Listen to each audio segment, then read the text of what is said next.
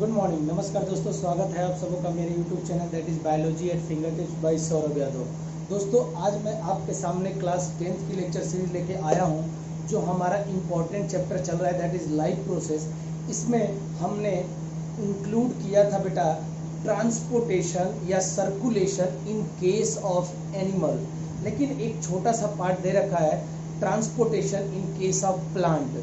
तो बेटा हमने देखा कि हमारे अंदर में यानी कि एनिमल्स के अंदर में बेसिकली एक पंपिंग ऑर्गन था और वेन्स के माध्यम से ब्लड जो होगा वो फ्लो कर रहा था, और उस ब्लड में सारे मिनरल न्यूट्रिएंट जो भी हमारे रिक्वायर्ड होते थे, फूड, सारी चीज़ें वो उसमें फ्लो कर रही थी, ईच एंड एवरी सेल को मिल रही थी।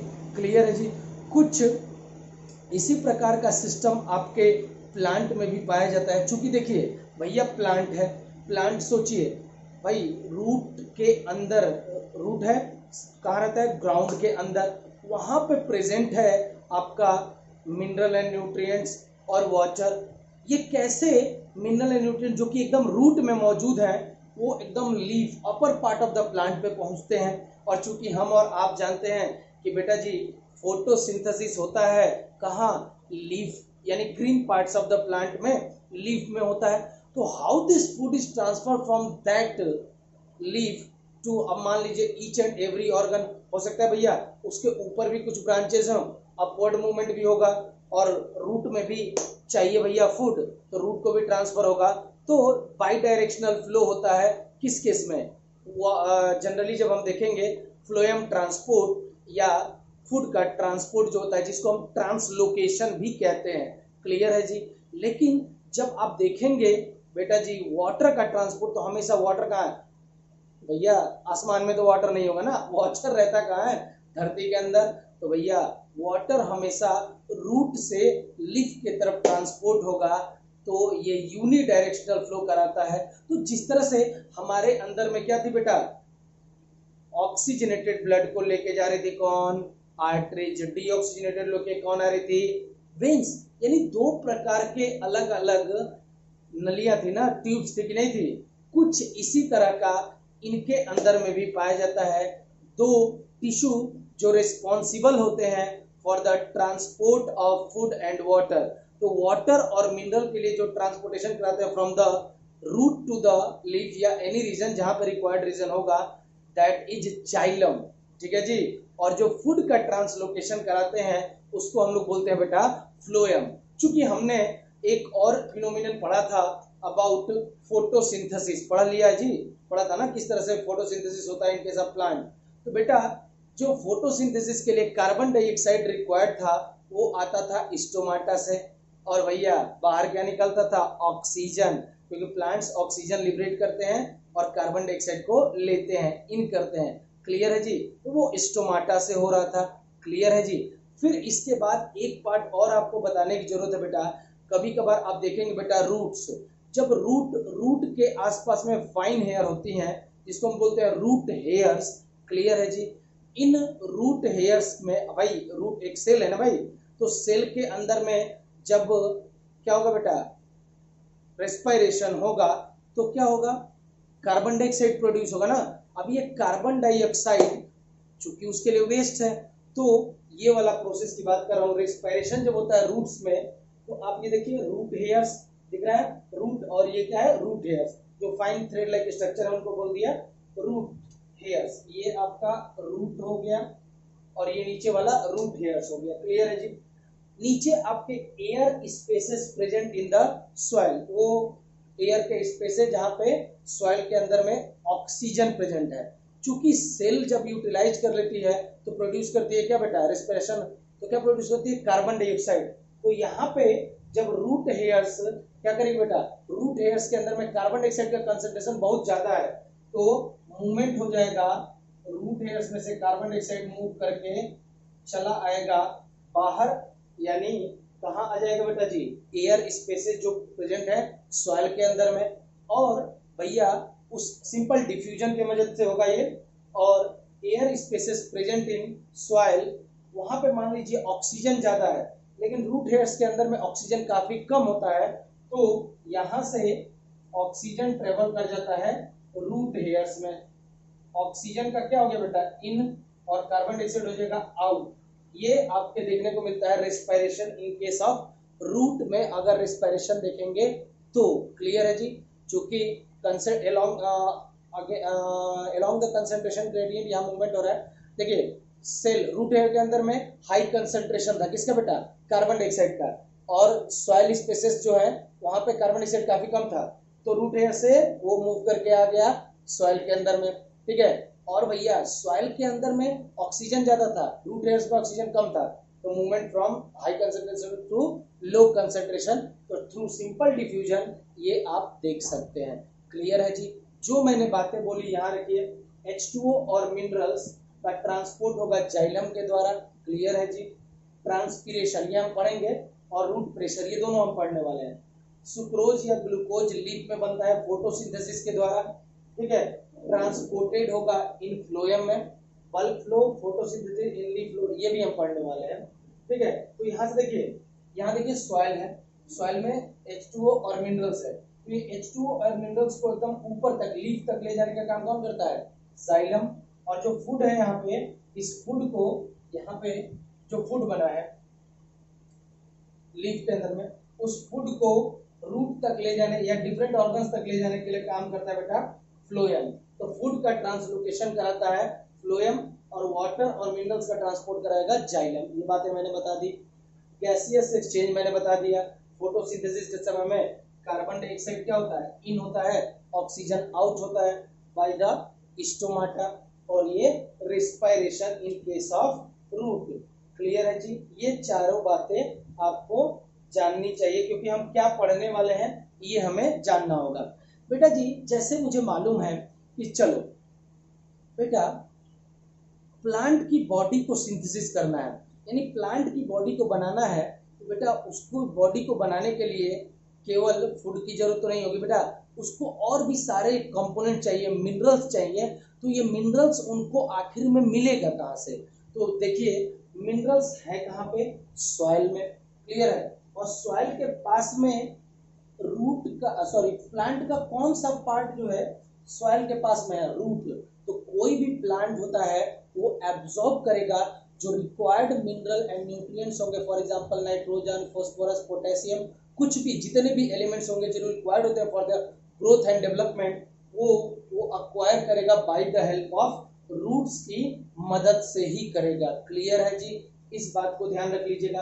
अगर मान लीजिए प्लांट की हाइट बहुत ज्यादा है, प्लांट की हाइट बहुत ही ज्यादा हो गई, यानी रूट के बीच में और लीफ के बीच में, चूंकि यहां मैं बता देता हूं, ये आपका रूट हो गया और ये आपका ग्रीन पार्ट है यानी लीफ हो गया। अगर इनके बीच की डिस्टेंस काफी कम है, क्या बेटा, इनके बीच की डिस्टेंस रूट और लीफ के बीच की स्टेम काफी कम है, तो जो मिनरल और H2O और मिनरल्स का रिक्वायरमेंट होगा ये सिंपल डिफ्यूजन से पहुंचाया जा सकता है। लेकिन मान लीजिए अगर प्लांट की हाइट बहुत ज्यादा है, जैसे प्लांट जो है 100 फीट के होते हैं, ठीक है जी। रेड सिकोया एक प्लांट है, रेड सिकोया, जो कि 100 फीट का होता है। अगर लीफ इतनी दूर है भैया, यहाँ पे आपका H2O है और मिनरल्स है, क्लियर है जी। यहाँ पे ये रूट है, यहाँ पे तो अगर रूट इनके बीच के डिस्टेंस, रूट और लीफ के बीच की डिस्टेंस काफी कम है, डिस्टेंस क्या बेटा काफी कम होगी, तो थ्रू सिंपल डिफ्यूजन ट्रांसपोर्ट हो जाएगा H2O और मिनरल्स का। लेकिन अगर प्लांट की हाइट बहुत बड़ी है, ये रूट से ये जो आपका रूट दिख रहा है और यहाँ पे मौजूद है आपका H2O और मिनरल्स जो कि सॉइल में होता है। तो अगर ये सॉइल में होता है, अगर डिस्टेंस इनकी बहुत ज्यादा है, यहां से यहां है, तो सिंपल डिफ्यूजन ये नहीं करा पाएगा ट्रांसपोर्ट। यहाँ पे एक प्रॉपर सिस्टम की जरूरत पड़ेगी जिसके द्वारा वाटर और मिनरल्स इस लीफ तक पहुंचाए जाएंगे। तो एक proper system that is conducted by xylem. तो यहाँ पे एक वेसल की मदद दी जाती है जिसको हम बोलते हैं बेटा जाइलम वेसल, जिसकी मदद से H2O और मिनरल्स को आपके रूट से एकदम लीफ वाले पार्ट तक पहुंचाया जाएगा। क्लियर है जी। तो दो प्रकार के हम प्रेशर पढ़ेंगे यहाँ पे, रूट प्रेशर और क्या पढ़ेंगे बेटा जी, एक ट्रांसपीरेशन पुल। क्लियर है जी, पुश नहीं पुल है। क्लियर है। तो ये दोनों चीजें आपके हमें पढ़ना होगा, transportation in case of water. ये बातें बता दी। अगर भैया हाइट छोटी है तो सिंपल डिफ्यूजन से सारी सेल्स के पास पहुंच जाएगा, लेकिन हाइट बहुत ज्यादा बड़ी है तो बेटा वहां पे कोई एक इफिशियंट सिस्टम चाहिए, जिसकी वजह से H2O और मिनरल, जिसको सैप भी कहते हैं, एसेंट ऑफ सैप भी कहते हैं, इसको ट्रांसपोर्ट किया जाएगा to the leaf by a specific mechanism that is known as the root pressure और ट्रांसपीरेशन पुल के द्वारा। क्लियर है जी। हम फूड के बारे में पढ़ेंगे। अभी इस बात को आप नोट डाउन कर लेंगे, ध्यान से सुनेंगे बेटा, एक एक पॉइंट बड़ा इंपॉर्टेंट पॉइंट है। चलिए दोस्तों आइए देखते हैं, जो जो एनसीईआरटी में लाइन दे रखी है उसको हम डिस्कस कर लेते हैं। पहले तो मैंने सारी बातें बता रखी है, वही पॉइंट्स यहाँ दे रखे हैं। We have discussed earlier how plants take in simple compound such as carbon dioxide, stomata से लेता है, and photosynthesise energy stored in chlorophyll containing organ, namely भैया ग्लूकोज कहाँ बनाता है, leaf. The other kind of raw materials, देखिए जो other kind of raw materials जो अप्लाई होते हैं, जो रिक्वायर्ड होते हैं for the growth and development of the plant, NPK, nitrogen, phosphorus, potassium और भी होते हैं, required for building the plant bodies will also have to be taken up separately. इनको भी लेने की जरूरत है भैया, तभी तो प्लांट की बॉडी बनेगी। अरे क्लियर है। जैसे हम अपनी बॉडी बनाने के लिए बहुत सारा फैट खाते हैं, बहुत सारा प्रोटीन खाते हैं, इनके अंदर में भी तो मिनरल एंड न्यूट्रिएंट जाएगा, तभी तो इनकी बॉडी बनेगी। For plants the soil is the nearest, मैंने बोला था प्लांट्स के लिए, देखो ये है प्लांट, प्लांट का ये है रूट, रूट का ये रूट हेयर्स हो गया, और ये हो गया सॉइल। तो सॉइल के एकदम पास में क्या है बेटा जी, रूट है ना। तो और रूट और भैया ये सॉइल के अंदर में ही तो वाटर है, मिनरल्स है, न्यूट्रिएंट्स है, ये सब सॉइल के अंदर में मौजूद है। तो भैया पार्ट ऑफ प्लांट, कौन सा पार्ट प्लांट का एब्जॉर्ब करेगा इन सारी चीजों को, तो जो नजदीक में रहेगा। अब लीफ थोड़ी ना ऊपर से आएगा भाई, यही है ना नजदीक में, तो यही एब्जॉर्ब करेगा। रूट ही एब्जॉर्ब करता है इन सारे एलिमेंट्स को और वाटर को। क्लियर है जी। For plants the soil is the nearest richest source of the raw material like NPK and other materials. The absorption of these substances therefore occurs through the part in contact with the soil, namely root. यानी इन सब चीजों का NPK, इन सब चीजों का soil से कहाँ absorption होगा, रूट में। क्या होगा बेटा जी, एब्जॉर्प्शन होगा किसमें, रूट के अंदर में। फिर नेक्स्ट पॉइंट, जैसे मैंने बोला कि बेटा डिस्टेंस, अगर देखो ये पॉइंट मैंने बता रखा है, if the distance between the soil contacting organ, soil contacting organ यानी जो ऑर्गन प्लांट का सॉइल के कांटेक्ट में है, तो क्या है, root, and the chlorophyll containing organ. तो ये क्लोरोफिल कहाँ मौजूद होता है, ऑब्वियसली ग्रीन लीफ में, स्मॉल, इन दोनों के बीच की डिस्टेंस काफी स्मॉल है। Energy and raw material can easily diffuse to all the parts of the body. इस बात को समझेंगे। मान लो ये यहाँ पे लीफ हो गया, ठीक है, और यहाँ पे ये रूट हो गया, रूट और ये लीफ, इन दोनों के बीच की डिस्टेंस काफी क्या है, डिस्टेंस काफी कम है। दिख रहा है जी, काफी कम होगा, देख पा रहे हैं आप, बिल्कुल डिस्टेंस यहाँ काफी क्या है बेटा जी, एकदम कम है। विजिबल है बेटा जी आप लोगों को, दिख रहा है, ओके।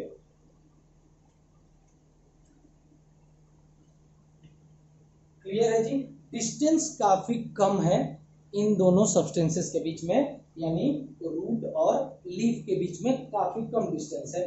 अब यहाँ पे मान लीजिए ये है सॉइल, सॉइल के अंदर में H2O और मिनरल्स का कंसंट्रेशन बहुत ज्यादा है, और यही रूट और बाकी सब रीजन में, रूट में H2O और मिनरल्स काफी लो अमाउंट में मौजूद है रूट में, और ये सॉइल में ज्यादा है, इसमें कम है। तो मूवमेंट जो होगा एनी सब्सटेंस का from their high concentration to the low concentration, यानी रूट सॉरी सॉइल से रूट में और अदर पार्ट्स में चला जाएगा by the help of simple, कौन सा मदद, इस प्रोसेस को बोलते हैं डिफ्यूजन। जब कोई भी सब्सटेंस मूव करता है from their high concentration to the low concentration, then it is known as diffusion. तो यहाँ पे सॉइल में H2 और मिनरल्स का कंसंट्रेशन ज्यादा था, तो रूट में क्या था, H2 और मिनरल का कंसंट्रेशन काफी कम था, तो थ्रू सिंपल डिफ्यूजन ये ट्रांसपोर्ट हो जाएगा to the required parts. Clear है जी, नोट डाउन करेंगे। अब अगर मैं बात बोलूं लीफ, जरा इसको मैं हटा देता हूं जरा। अब अगर आप देखिए लीफ के अंदर में मान लीजिए जो फूड सिंथेसिस हुआ है वो ग्लूकोज, यहाँ पे ग्लूकोज का कंसंट्रेशन काफी ज्यादा है, और मान लीजिए यहाँ रूट्स है, रूट्स के अंदर में ग्लूकोज का कंसंट्रेशन काफी कम है। ग्लूकोज का कंसंट्रेशन लीफ में ज्यादा है, और उसके आसपास में स्टेम है और रूट है, वहां ग्लूकोज का कंसंट्रेशन काफी कम है। तो बेटा जी फिर movement from the high concentration to the low concentration, diffusion के माध्यम से ये सारी चीजें आपके रूट तक और each part of the plant को पहुंचा दी जाएंगी, जो ये ट्रांसलोकेशन फ्लोएम की मदद से कर दिया जाएगा। ठीक है, वाटर का कराया गया था यूनिडायरेक्शनल, वो जाइलम की मदद से, यहाँ पे डिफ्यूजन की मदद से आराम से हो जाएगा। क्लियर है जी। लेकिन बेटा अगर मान लीजिए प्लांट बहुत ज्यादा बड़ा है, तो कोई ना कोई स्पेशल सिस्टम चाहिए, जाइलम चाहिए, फ्लोएम चाहिए, और कोई ना कोई पुल चाहिए, कोई ना कोई स्पेशल स्ट्रक्चर होगा, स्पेशल फंक्शन होगा, तभी बड़े बड़े प्लांट्स में ट्रांसपोर्टेशन हो सकता है। ये वाली बात समझ में आई कि नहीं? थ्रू सिंपल डिफ्यूजन, अगर प्लांट की हाइट रूट और दूसरा लीफ के बीच की डिस्टेंस काफी कम है, तो भैया सिंपल डिफ्यूजन से आपका ट्रांसपोर्ट हो सकता है वाटर का भी, मिनरल का भी और फूड का भी। क्लियर है जी। अब देखते हैं हाइट अगर ज्यादा हो गई तो। चलिए बेटा जी, जो जो पॉइंट्स मैंने बोले आपके एनसीईआरटी के हैं, वो सारी चीजों को थोड़ा बहुत एक्स्ट्रा पॉइंट्स भी दे रखे हैं जो कभी कभार पूछ लिया जाता है। इन सारे पॉइंट्स को ध्यान से पढ़ेंगे, देखेंगे। But if the distance is very large, जैसे कि मैंने बोला था, अगर डिस्टेंस क्या हो गई, बहुत बड़ी हो गई, ज्यादा हो गई, between root that is the soil contacting organ and the leaf that is the chlorophyll containing organ, because of change in the plant body design, हो सकता है बड़ा प्लांट हो गया, diffusion process will not be sufficient to provide raw materials in leaves and energy in the roots. अगर मान लीजिए इतना बड़ा प्लांट हो गया, रूट हो गई भैया यहाँ, और भैया लीफ है यहाँ। अब जो सिंपल डिफ्यूजन से हो जा रहा था, movement from the high concentration to the low concentration, ये सिंपल डिफ्यूजन अब पॉसिबल नहीं है। सिंपल डिफ्यूजन के बस की बात नहीं है कि वो मिनरल्स का, यानी कि लीफ से फूड को ईच एंड एवरी ऑर्गन तक पहुंचा दे, और रूट से यानी यहाँ सॉइल से जो भी मिनरल एंड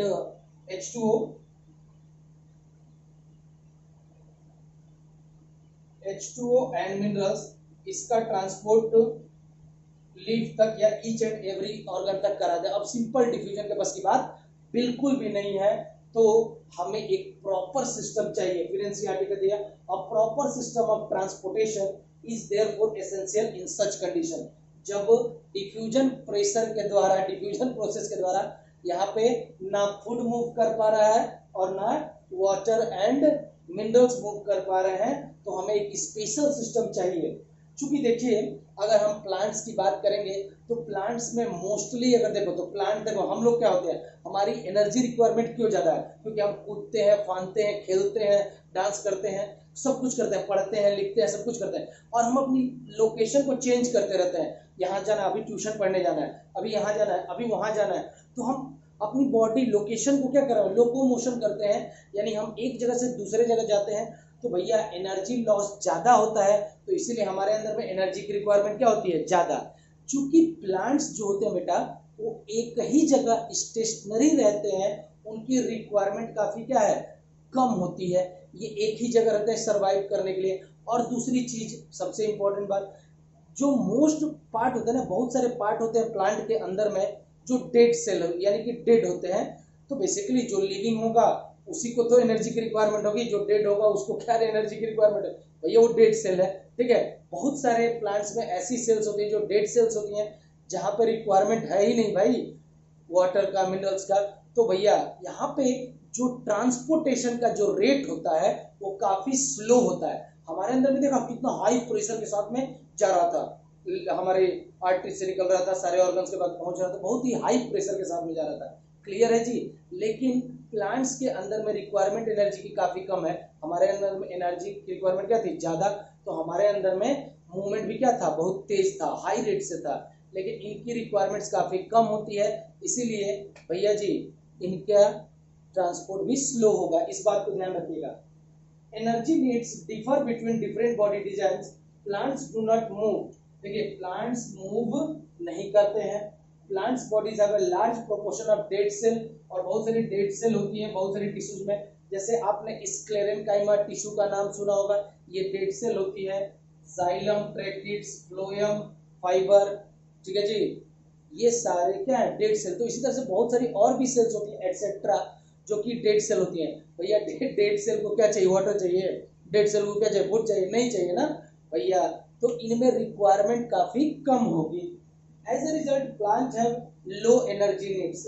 एक तो ना वो मूव कर पा रहे हैं, मूव नहीं कर पा रहे हैं, इसलिए एनर्जी कम चाहिए। और भैया बहुत सारे डेड सेल है, लिविंग सेल कम है, तो भैया इसलिए इनकी रिक्वायरमेंट क्या है, लो एनर्जी नीड है। And can use relatively slow transport, और इनमें ट्रांसपोर्ट काफी क्या होगा बेटा, धीमे होगा। क्लियर है जी।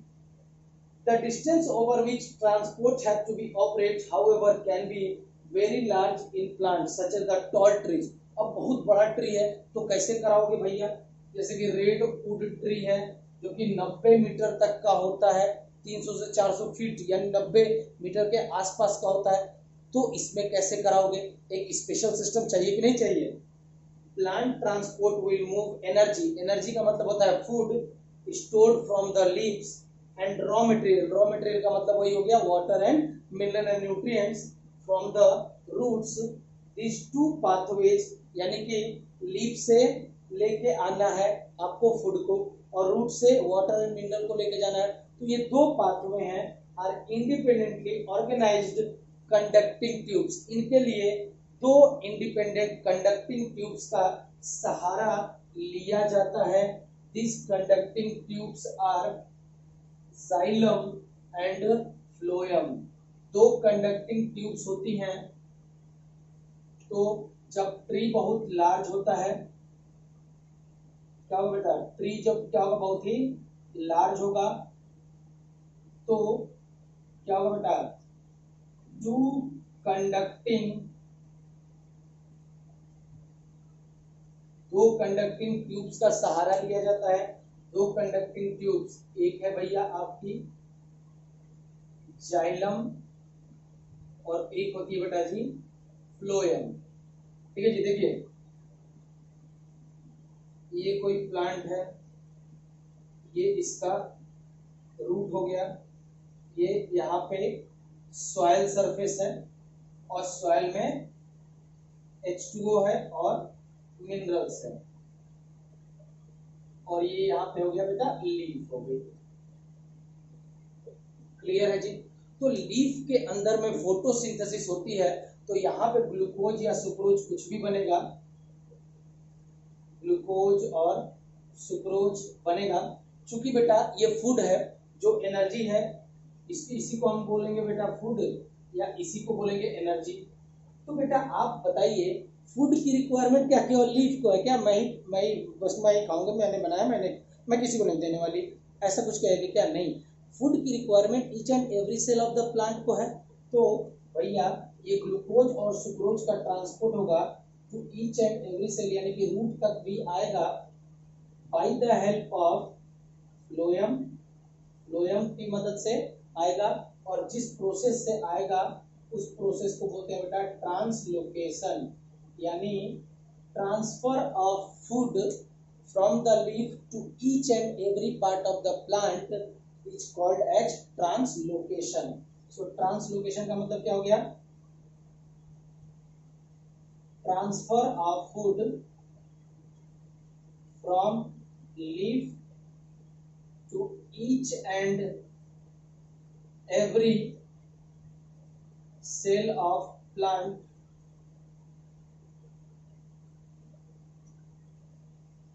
Called as translocation. इसी को बोलते हैं बेटा जी ट्रांसलोकेशन। सेम वाटर और मिनरल्स आपके सॉइल में है, इन वाटर एंड मिनरल्स को लेके जाना होगा आपको लीफ तक या ईच एंड एवरी ऑर्गन तक। तो ये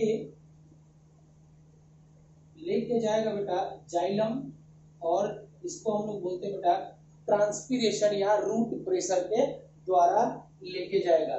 तो ये किसकी वजह से जाएगा, लेके जाएगा? ये ट्रांसफर होगा, ट्रांसफर करेगा वाटर प्लस मिनरल्स, जिसको हम लोग एसेंट ऑफ सैप भी बोलते हैं,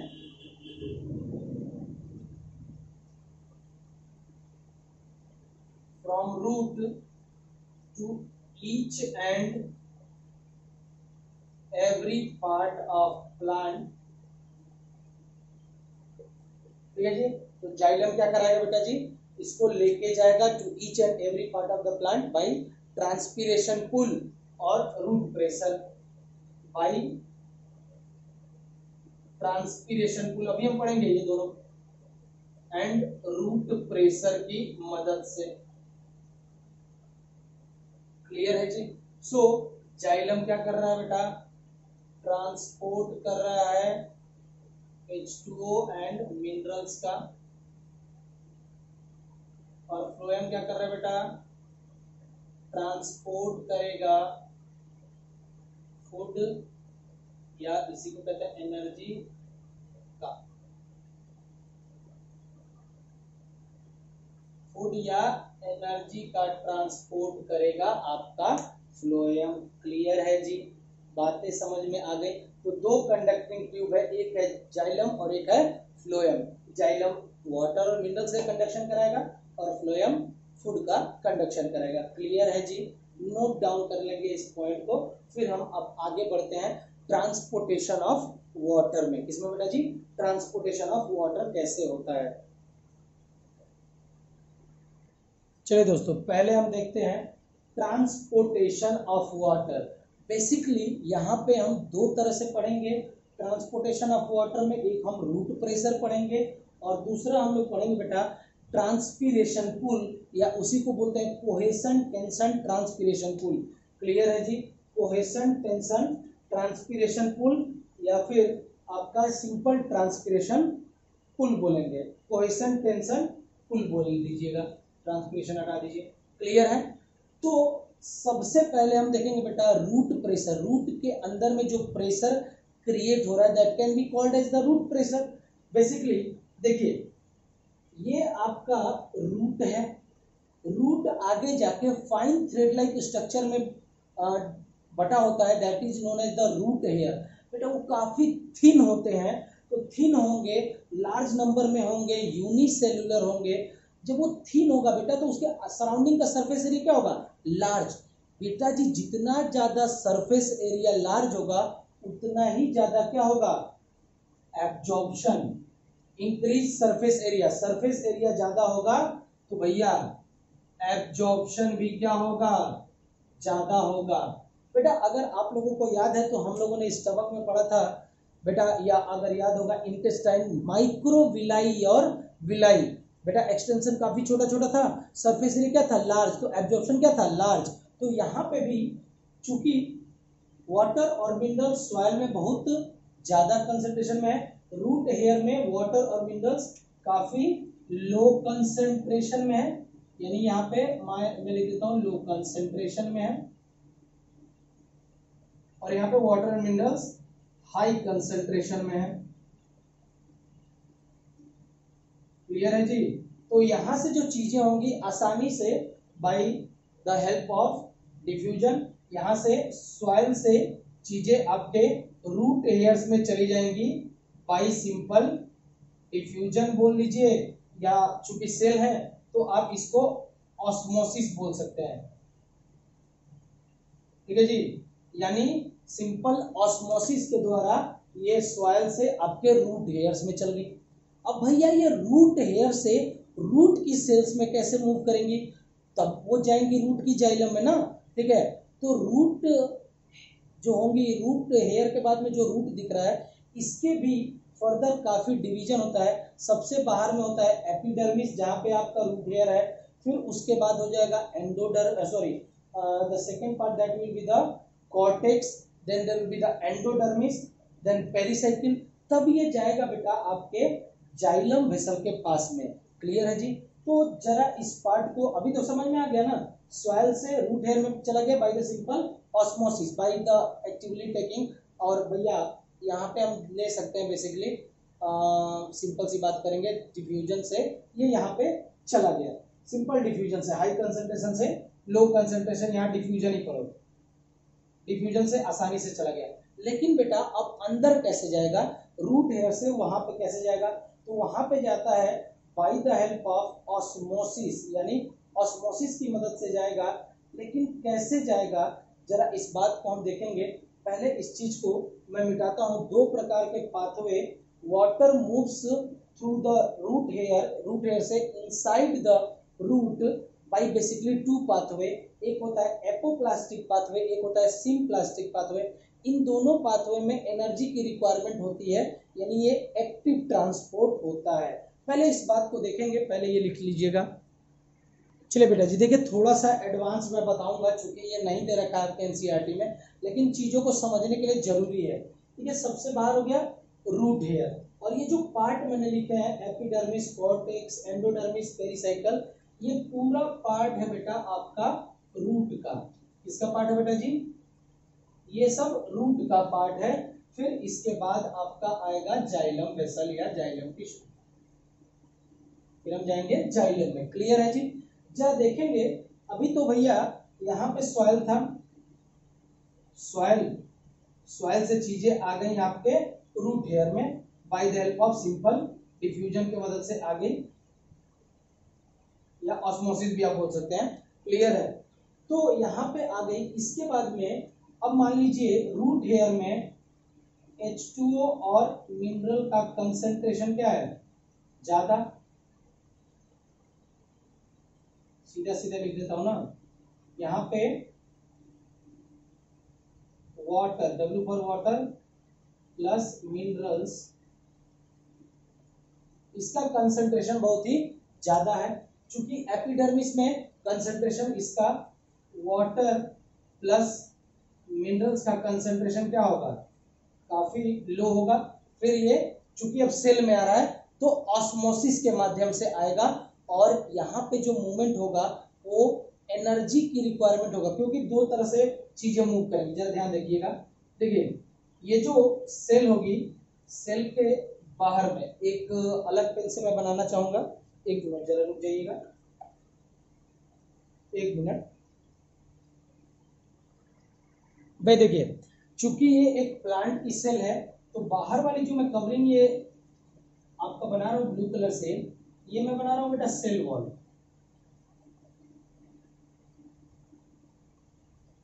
सेल वॉल,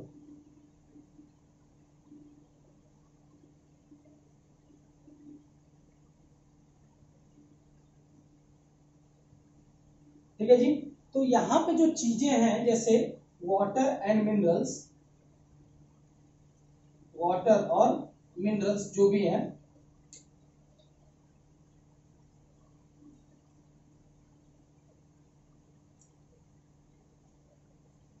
ये आपका रूट हेयर हो गया।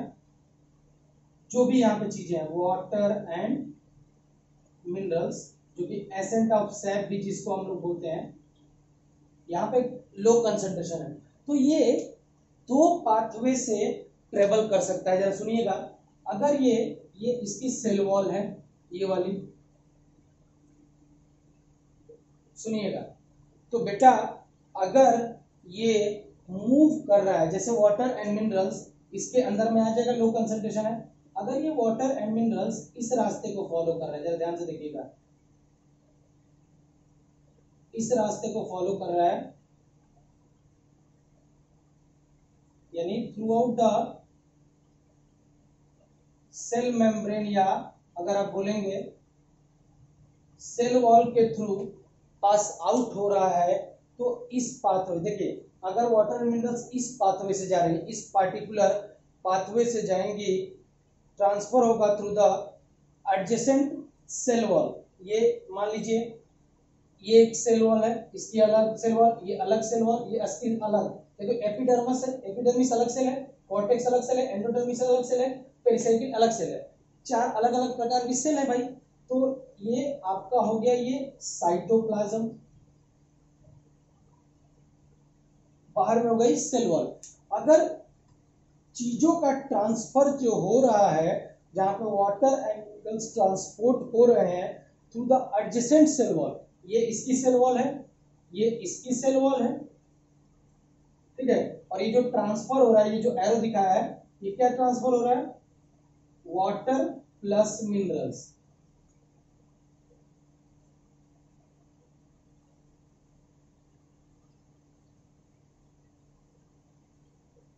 अगर वाटर और मिनरल्स का ट्रांसपोर्ट जो आप देख पा रहे हैं बेटा जी, वाटर और मिनरल्स का ट्रांसपोर्ट अगर सेल वॉल, ये एक की cell wall adjacent cell wall से दूसरे पे, फिर तीसरे पे, इस तरह से अगर कंटिन्यूअस मैनर में चल रहा है, तो ये जो मूवमेंट होता है इसको हम लोग बोलते हैं बेटा जी, यानी थ्रू द सेल वॉल अगर ये चीजें वाटर एंड मिनरल्स मूव कर रही हैं, तो इसको हम लोग बोलते हैं बेटा एपोप्लास्टिक पाथवे। क्या बोलेंगे, एपोप्लास्टिक पाथवे। क्लियर है जी। ये मूवमेंट हो रहा है आपके रूट में, फ्रॉम द रूट हेयर से, तो ये आपका ये यहां से यहां चीजें जाएंगी bye the help of osmosis, और चूंकि एनर्जी की रिक्वायरमेंट होगी तो यहाँ पे ऑस्मोसिस के थ्रू जा रही है, और अंदर जा रही है तो एंडोऑस्मोसिस भी बोल सकते हैं, और यहाँ पे एटीपी की मदद से होती है, यानी कि एक्टिव प्रोसेस है। कौन सा प्रोसेस है बेटा जी, एक्टिव प्रोसेस।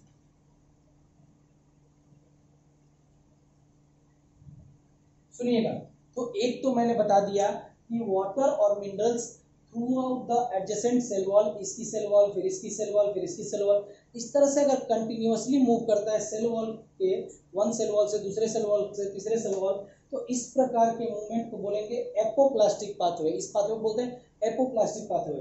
फिर ये जो वाटर एंड मिनरल्स है, ठीक है जी, ये अगर थ्रू आउट द इस साइटोप्लाज्म में गया, फिर इस सेल के इस साइटोप्लाज्म में गया, फिर इस सेल से इस सेल के साइटोप्लाज्म, यानी कि साइटोप्लाज्म टू साइटोप्लाज्म मूव कर रहा है। ये इसका साइटोप्लाज्म हो गया, ये इसका साइटोप्लाज्म हो गया, ठीक है जी।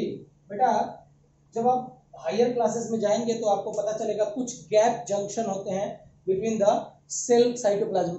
एक सेल का साइटोप्लाज्म दूसरे सेल के साइटोप्लाज्म से जुड़ा होता है। ये जो कनेक्शन दिख रहा है ना, ये साइटोप्लाज्म साइटोप्लाज्म से जुड़ा हुआ है, ये साइटोप्लाज्म कनेक्शन जो होता है उसको बोलते हैं प्लाज्मोडेस्मेटा।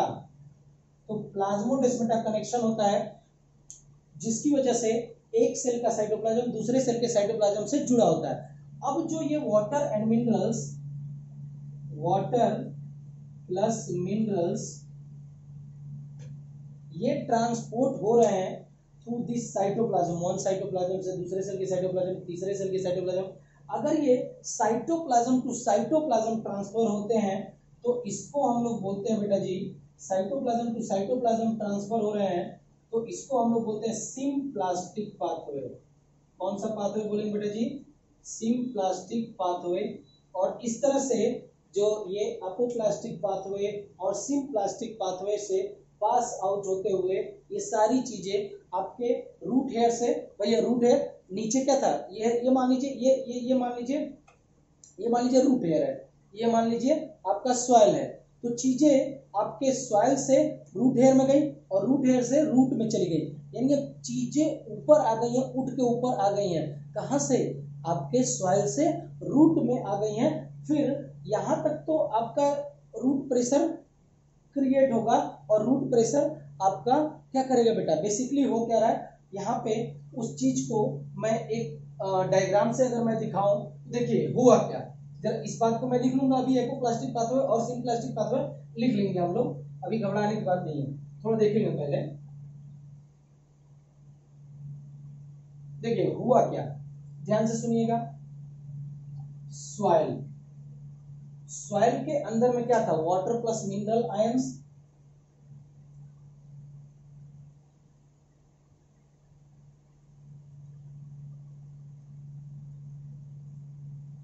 इनका कंसेंट्रेशन यहाँ पे बहुत ही ज्यादा था, हाई कंसेंट्रेशन है भाई।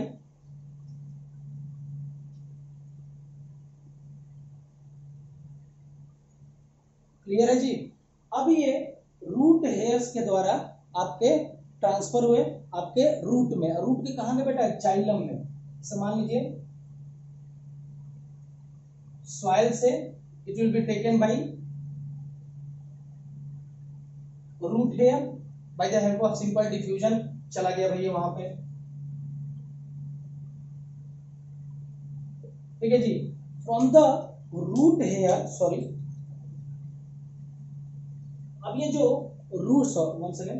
रूट हेयर तक तो आ गया, अब ये रूट हेयर से अंदर में कैसे गया, तो बेटा जी यहाँ पे आपको लिखना होगा दो पाथवे, अभी मैंने बताया from the root hair it is transported to the symplastic and apoplastic pathway,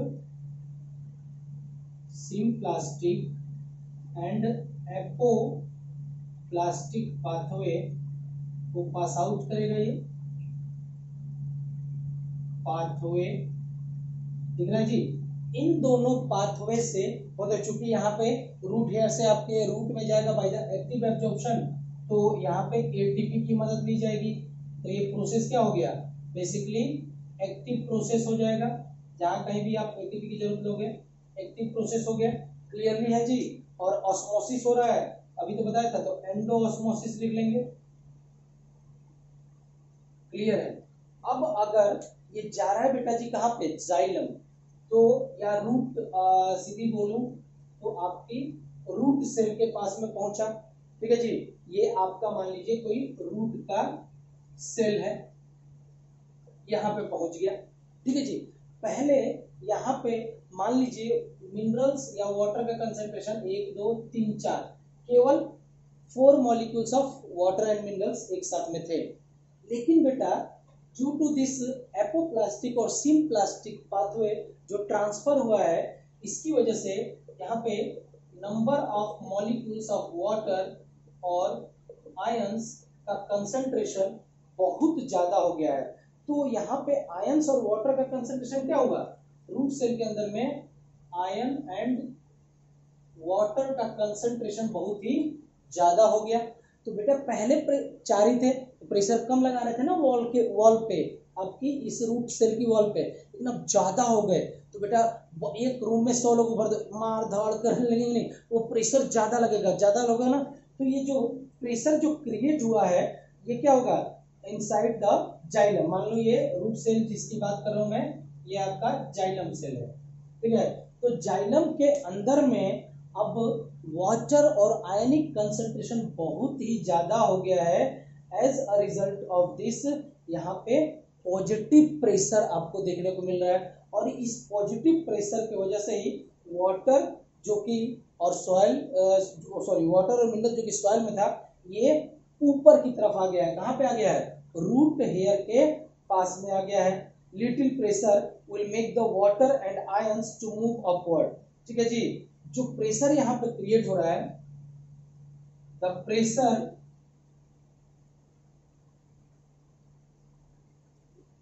which is created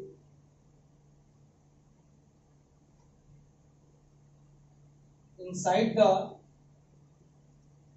root cell, यहाँ पे जो प्रेशर क्रिएट हुआ है इसी की वजह से वाटर नीचे से कहाँ आया है, ऊपर, भैया सॉइल से कहाँ आया है, रूट में।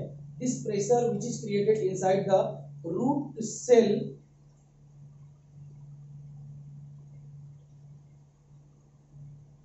will make the water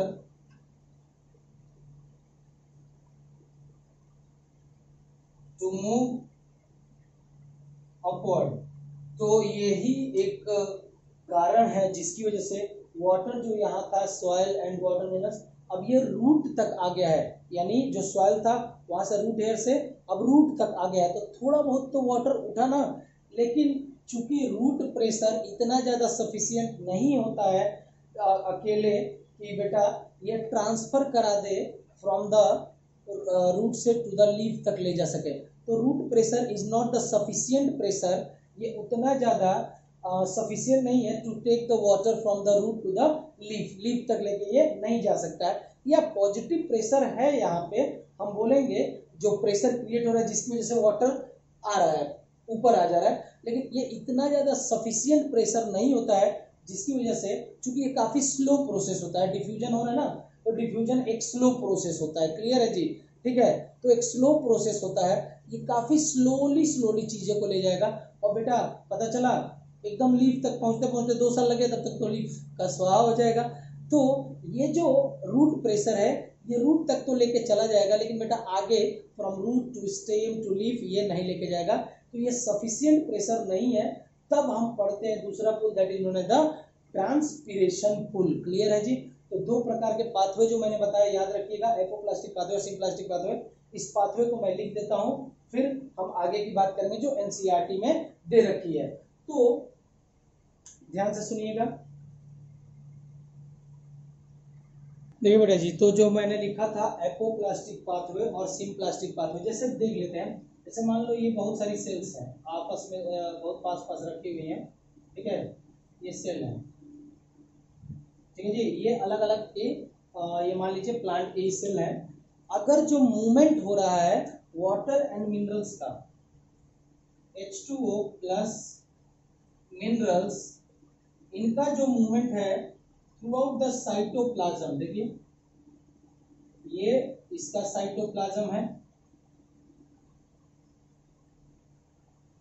ये दूसरे सेल का साइटोप्लाज्म है, ये तीसरे सेल का साइटोप्लाज्म है। यानी बेटा जी अगर साइटोप्लाज्म से डायरेक्टली पास आउट हो रहा है और जाइलम तक पहुंच रहा है, तो ये पहुंचेगा लास्ट में साइलम तक पहुंचेगा। ये मान लीजिए रूट सेल्स हैं, रूट की सेल्स हैं, ठीक है जी। तो ये साइटोप्लाज्म, एक साइटोप्लाज्म से दूसरे, दूसरे से तीसरे, मैंने बोला था कि बेटा cytoplasm to cytoplasm transfer is known as symplastic pathway. It is a pathway in which water and mineral transfer through adjacent cell cytoplasm. ये एक सेल है, इसके बगल में जो सेल होगा उसको एडजेसेंट बोलेंगे, इसके बगल में जो होगा उसको एडजेसेंट सेल बोलेंगे। तो एडजेसेंट सेल साइटोप्लाज्म से पास हो रहा है, तो इस पाथवे को बोल देंगे बेटा जी, क्या बोल देंगे, इस पाथवे को सिम्प्लास्टिक पाथवे बोलते हैं,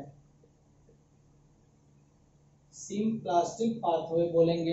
लेकिन अगर बेटा जी मान लीजिए यहां से, जैसे इसकी सेल वॉल से टच करता हुआ, इसकी सेल वॉल को टच करता हुआ, इसकी सेल वॉल को टच करता हुआ, तब ये जाइलम के पास में जा रहा है, यानी एडजेसेंट सेल वॉल। तो भाई बाहर में क्या होगी, सेल के सबसे बाहर में क्या होती है, सेल वॉल। ये इसका सेल वॉल है, ये इसका सेल वॉल है। तो जब एडजेसेंट सेल वॉल से पास आउट करते हुए इसकी सेल वॉल, फिर इसकी सेल वॉल, फिर इसकी सेल वॉल के थ्रू साइटोप्लाज्म अंदर नहीं घुसेगा, बाहर बाहर जा रहा है, तो इस पाथवे को बोलते हैं बेटा एपोप्लास्टिक पाथवे। कौन सा पाथवे, एपोप्लास्टिक पाथवे, लिख दिया। It is a pathway in which water and mineral transfer through adjacent cell wall. भैया यहां से भी जो जा रहा है ये वाटर ही मिनरली ट्रांसफर हो रहा है, that is continuous through out the plant. तो याद रखिएगा वाटर और मिनरल का ट्रांसफर हो रहा है एडजेसेंट सेल वॉल से, cell wall cell wall cell wall, तो उसको बोलेंगे एपोप्लास्टिक पाथवे, क्लियर है। अगर साइटोप्लाज्म से होते हुए जा रहा है, it is a pathway in which water and mineral transfer through adjacent cell cytoplasm, उसको बोलेंगे सिम्प्लास्टिक पाथवे, क्लियर है जी। दोनों पाथवे के थ्रू ही आपका एक्टिवली एब्जॉर्प्शन होता है बेसिकली वाटर एंड मिनरल्स का from the root hair to the root cell, and इसको एंडोऑस्मोसिस भी बोलते हैं, क्लियर है जी। नोट डाउन कर लीजिएगा इस बात को, मैंने लिख दिया water moves through root hair inside root actively by the 2 pathways, apoplastic pathway और सिम्प्लास्टिक पाथवे। देखो आपको कहीं नहीं मिलेगा ये, तो इसको नोट डाउन कर लीजिएगा। अगर साइटोप्लाज्म टू साइटोप्लाज्म मूव कर रहा है तो उसको सिम्प्लास्टिक बोल देंगे, cell wall to cell wall to cell wall pass कर रहा है तो उसको एपोप्लास्टिक पाथवे बोल देंगे। अब आपका पहुंच गया कहां पे, बेसिकली रूट में पहुंच गया, लेकिन ये रूट प्रेशर इतना ज़्यादा सफिशिएंट नहीं है ताकि वो उसको ट्रांसपोर्ट करा सके to each and every part of the plant. तो हमें एक another that is the transpiration pull की जरूरत पड़ेगी ताकि रूट से आप ईच एंड एवरी पार्ट यानी लीफ तक लेके जा सकें वाटर एंड मिनरल्स को। क्लियर है, या एसेंट ऑफ सैप को। देखिए बेटा जी, ये कुछ पॉइंट्स दे रखे हैं आपके एनसीईआरटी में। जब आप स्टार्ट करेंगे और वाटर ट्रांसपोर्ट, तो उसमें कौन कौन सी चीजें मदद करती हैं वाटर ट्रांसपोर्ट में, ये याद कर लीजिएगा। सबसे पहले तो होगी बेटा xylem tissue, xylem vessel, xylem tracheids. और ये जो जाइलम वेसल होती है, जाइलम टिश्यू होती है, जाइलम ट्रैकिड्स होती है, ये मौजूद होती है each and every part of the plant, यानी कि रूट में, स्टेम में, लीफ में, हर जगह मौजूद होती है। तो ये एक कंटिन्यूअस चैनल बनाती है जिसकी वजह से ट्रांसपोर्ट हो सकता है वाटर एंड मिनरल्स का। Of root, stem and leaves are interconnected है to form a continuous system of water conducting channels reaching to all parts of the body। यानी बेटा ये आपका रूट हो गया, ये आपका स्टेम हो गया, ये आपका लीफ हो गया, हर जगह यहां से लेके यहां तक आपका xylem vessel, xylem tracheids, xylem tissue पूरा एक कंटिन्यूअस चैनल बनाता है जिसकी वजह से आपका ट्रांसपोर्ट हो सकता है। नेक्स्ट ये जो दे रखा है लाइन, ये पूरी आपका समझा रखा है किसके बारे में बेटा जी, रूट प्रेशर के बारे में। रूट के अंदर में जो प्रेशर क्रिएट हो रहा है, कह रहा है at the root cells in contact with the soil actively take up the ions. भैया जो रूट है, देखिए ये है रूट, रूट ने आयंस को ले लिया कहां से बेटा जी, आपके सॉइल से, ठीक है जी। फिर क्या होगा, यहाँ पे रूट के अंदर में आयंस का कंसंट्रेशन ज्यादा होने लगेगा और वाटर का कंसंट्रेशन वहां पे क्या होगा, कम है, पहले से मालूम है। सॉइल के अंदर में दोनों ज्यादा है, H2O भी ज्यादा है और आयंस भी ज्यादा है। क्लियर है जी। तो एक पोटेंशियल, देखिए आयंस यहाँ क्या हो गए ज्यादा, यहाँ आयंस धीरे धीरे इधर से इधर शिफ्ट करें तो कम होते जाएंगे। तो बेटा यहाँ पे H2O का जब आयंस ज्यादा होने लगे, जैसे मान लो यहाँ पे 2 मॉलिक्यूल्स आयंस के थे और 2 मॉलिक्यूल्स वाटर के थे, अब धीरे धीरे यहाँ से एक्टिवली इसने आयन ले लिया, तो आयन हो गए यहाँ पे 8 मॉलिक्यूल्स, ठीक है, वाटर 2 ही मॉलिक्यूल्स, तो वाटर का कंसंट्रेशन घट गया ना। तो क्या होगा, वाटर जो सॉइल होगा, सॉइल में से वाटर यहाँ पे चलाएगा। पहले बता चुका हूँ बाय द सिंपल डिफ्यूजन की मदद से, और डिफ्यूजन चूंकि एक स्लो प्रोसेस है तो ये रूट तक ले जा सकता है, आपके ज्यादा दूर तक नहीं। तो यहाँ पर प्रेशर क्रिएट होगा रूट के अंदर में, मैं बता चुका हूँ आपको। This create a difference in concentration of this ions between root and the soil. देखो तो एक बार और समझिएगा ध्यान से जरा, ये आपका रूट है, ये आपका सॉइल है, ठीक है जी। सॉइल से रूट में चला गया ions bye the help of ATP. Clear है जी। अब चूंकि रूट के अंदर में आयंस का कंसंट्रेशन क्या हो रहा है ज्यादा, वाटर यहाँ पे क्या है काफी कम होने लगेगा, चूंकि आयंस दनादन एक्टिवली जाने लगेंगे, वाटर कंसंट्रेशन कम हो गया। अब सॉइल के अंदर की बात करें तो सॉइल में वाटर ज्यादा है, तो इनका मूवमेंट कहाँ हो जाएगा, फ्रॉम सॉइल टू रूट। यही बात समझा रहा है, क्योंकि एक पोटेंशियल डिफरेंस क्रिएट हुआ था, वाटर कम हो गया था, यहाँ वाटर ज्यादा है, तो ये मूव कर गया actively. Water therefore moves into the root from the soil to eliminate this difference. This means there is a steady movement of water. यहाँ पे धीरे मूवमेंट होगा water mineral ions का into the root xylem, creating a column of water that is steadily pushes it upward. चूंकि diffusion से हो रहा है ना, तो ये बेसिकली आपका डिफ्यूजन का या ऑस्मोसिस एक्टिवली ले रहा है, लेकिन एक स्लो प्रोसेस होता है, तो धीरे धीरे धीरे धीरे ये आपका रूट हेयर से रूट सेल के पास में ले गया, लेकिन ये इतना ज्यादा सफिशिएंट नहीं है ताकि उसको रूट से यानी रूट की जो जाइलम है उसको लेके चला जाए, लीफ के जाइलम तक नहीं जा सकता, ये इतना ज्यादा सफिशिएंट नहीं है, इसीलिए हमें नए सिस्टम की जरूरत पड़ेगी। हाउएवर दिस प्रेशर इटसेल्फ, जो रूट के अंदर में प्रेशर लगा है, is unlikely to be enough to move water over the height that we commonly see in the plants. Plant used another strategy to move water in the xylem upward to the highest point of the plant, that is known as transpiration pull. Another strategy का use किया जाएगा जिसे हम पढ़ेंगे, कौन सा पुल, transpiration pull के नाम से हम पढ़ेंगे। तो ये जो है अब हम सेकंड स्टार्ट करने वाले हैं, that is transpiration pull. Note down कर लीजिएगा, ये आपका था क्या बेटा, रूट प्रेशर। अब हम देखेंगे बेटा जी ट्रांसपीरेशन पुल या कोहेशन टेंशन।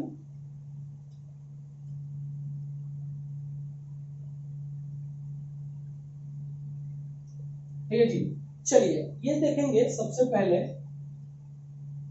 ट्रांसपीरेशन का मतलब क्या होता है, जरा इसको लिख लीजिएगा। वैसे मैंने पहले भी बताया था, loss of water in form of vapor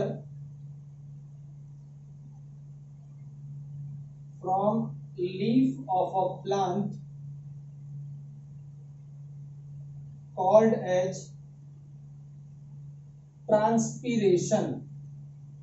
clear है जी, यानी वाटर का जो लॉस हो रहा है, loss of water from the leaf of the plant can be considered as transpiration loss. कौन सा लॉस बोलेंगे बेटा जी, ट्रांसपीरेशन लॉस। ध्यान से सुनिएगा।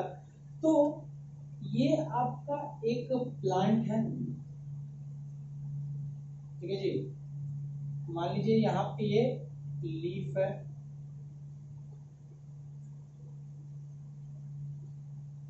लीफ में ये आपका स्टोमाटा है, ठीक है जी। अब कह रहा है कि जो लॉस होगा वाटर का, ठीक है, loss of water from the leaf of the plant in the form of paper. तो यहां से ये मान लीजिए इधर में ये नीचे आपका रूट हो गया,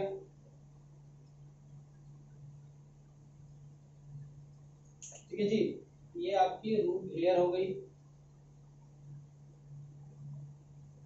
ये आपका सॉइल हो गया जहां पे आपका H2O और मिनरल्स रखे हुए हैं, ठीक है जी।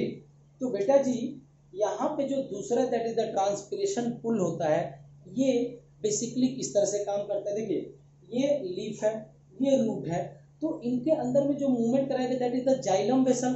तो यहां से लेके यहां तक, मान लीजिए यहां तक, यहां से लेके यहां तक पूरा रूट रीजन तक, यहां तक आपका ये है जाइलम वेसल। मान लीजिए आपके क्या बेटा, जाइलम वेसल है। क्लियर है। तो बेटा जाइलम वेसल या जाइलम एक टिश्यू होती है बेसिकली। तो टिश्यू किस चीज से बनी होगी, सेल से बनी होगी ना। ये बहुत सारे जो सेल्स क्या हैं आपस में कंबाइन होंगी। ऑब्वियसली थोड़ा समझाने के लिए थोड़ा सा दूरी बना देता हूं ताकि आपको समझ में आए अच्छे से।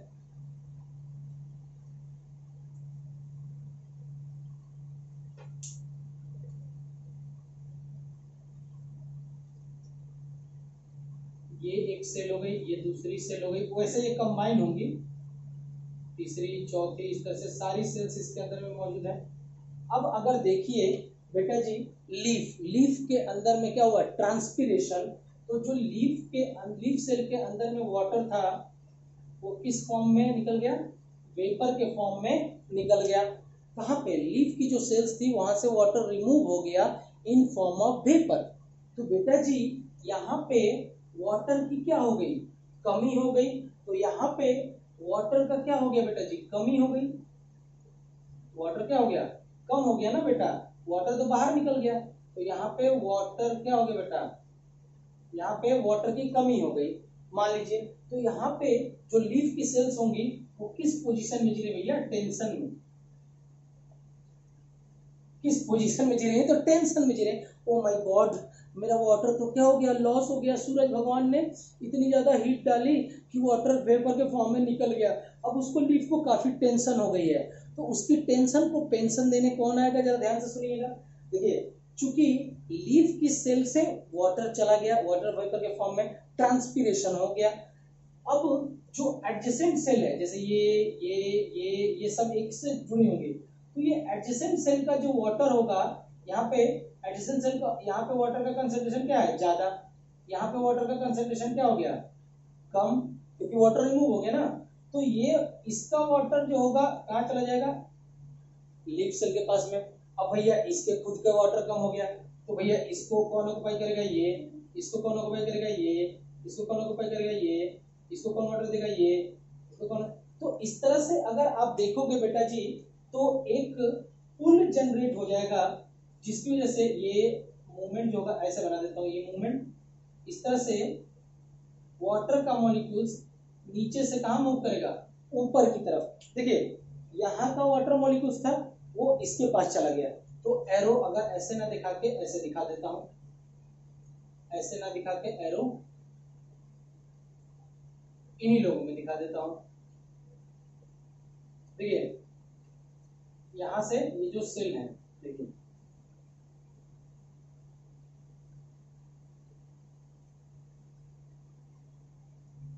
ठीक है जी, थोड़ा बड़ा बना लिया ताकि समझ में आ जाए आसानी से। ये सेल, ये सेल, ये तो जाइलम वेसल है, उनकी सेल्स है, ठीक है। तो यहाँ पे वाटर की स्कैर्सिटी हुई, वाटर की कमी हो गई, तो बेचारी लीफ टेंशन में, ओ माय गॉड मेरा वाटर निकल गया, मैं क्या करूं, मैं क्या करूं। तो कहती है बगल वाली cell, don't worry I am here, then why you are fear. तो ये जो बगल वाली सेल है इसके अंदर में वाटर का कंसंट्रेशन क्या है, ज्यादा, जो जाइलम वेसल है, क्लियर है जी। तो इसका वाटर, ये अपने वाटर को ट्रांसपोर्ट कर देगी किसकी जगह पे, यहाँ पे। तो इसकी वजह से यहाँ पे वैकेंसी क्रिएट हो गई, तो इसकी वैकेंसी को फिल करने के लिए ये आएगा, इसकी वैकेंसी को फिल करने के लिए ये आएगा, इस वैकेंसी को फिल करने के लिए आएगा। तो इस तरह से यहाँ पे एक पुल जनरेट हो जाएगा, ये टेंशन की वजह से आपके सारे मॉलिक्यूल, जितने भी मॉलिक्यूल्स होते हैं वो सब एक साथ जुड़े होते हैं, तो ये एक साथ जुड़े होंगे, ठीक है जी, जिसको हम लोग बोलते हैं कोहेशन, ठीक है जी। और ये कोहेशन, सारे मॉलिक्यूल्स एक साथ जुड़े हुए हैं, एक दूसरे के ऊपर प्रेशर लगाते हैं, और ये जो टेंशन क्रिएट हुआ है यहाँ पे लीफ में, वो क्यों हुआ, क्योंकि वाटर रिमूव हो गया इन the form of vapour, vapour के फॉर्म में चला गया, तो यहाँ स्कैर्सिटी हो गई वाटर की, तो बगल वाली सेल ने इसको वाटर दिया, फिर यहाँ स्कैर्सिटी हो गई, इसकी बगल वाले ने दिया, इसके बगल, तो एक तरह से एक पुल जनरेट हो गया नीचे से लेके ऊपर तक। और ये पुल जनरेट क्यों हुआ है, क्योंकि बेटा यहाँ ट्रांसपीरेशन हुआ है, ये जो ऊपर मूवमेंट हो रहा है जाइलम वेसल की सेल में, जो जाइलम वेसल की सेल में ये जो मूवमेंट हो रहा है ये पुल है, ये वाटर मॉलिक्यूल्स पुल पुल पुल करके ऊपर जा रहे हैं। और ये जनरेशन क्यों हुआ है, क्योंकि वाटर रिमूव हुआ इन द फॉर्म ऑफ ट्रांसपीरेशन, तो ट्रांसपीरेशन के फॉर्म में वाटर रिमूव हो गया, जिसकी वजह से ये पुल जनरेट हुआ है, वाटर का मूवमेंट हो रहा है, तो इस पुल को बोल देते हैं बेटा जी ट्रांसपीरेशन पुल। और ये पुल इतना ज्यादा सफिशिएंट है कि ये भाई एकदम नीचे तक होगा, रूट हेयर तक होगा, तो ये रूट हेयर से सारे वाटर को लीफ तक पहुंचाया जा सकता है।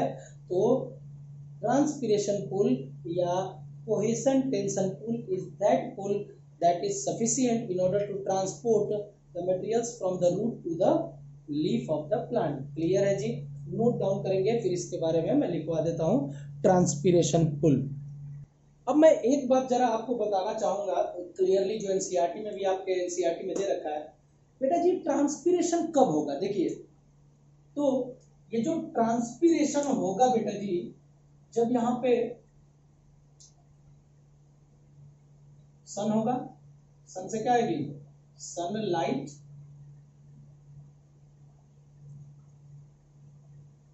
ये आपका लीफ है मान लीजिए,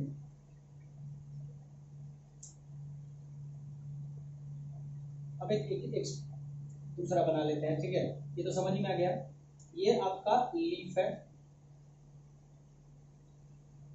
यहां से सनलाइट आता है, तब इस लीफ में से water in the form of vapour escape होता है, यानी इसी को ट्रांसपीरेशन बोलते हैं।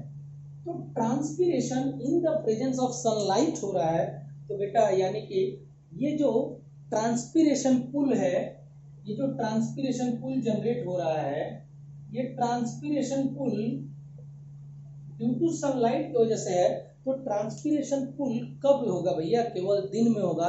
तो आप याद रखिएगा, वाटर और मिनरल का ट्रांसपोर्ट जो होगा थ्रू ट्रांसपीरेशन पुल,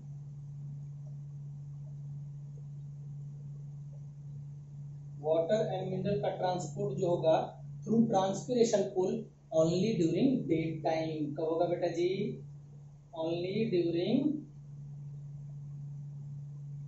डे टाइम। क्लियर है जी।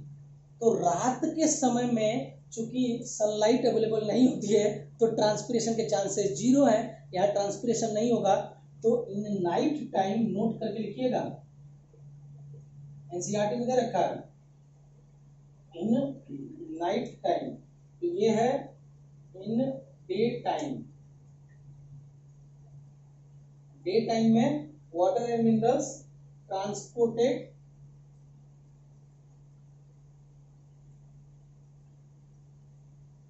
थ्रू ट्रांसपीरेशन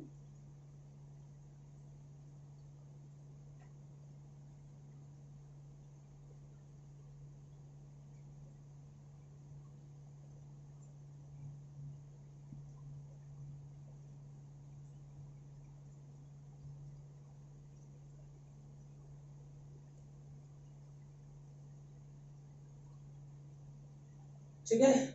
तो डे टाइम में वाटर एंड मिनरल्स का ट्रांसपोर्ट होगा, इसको एक जगह पे लिख देता हूं, ठीक है।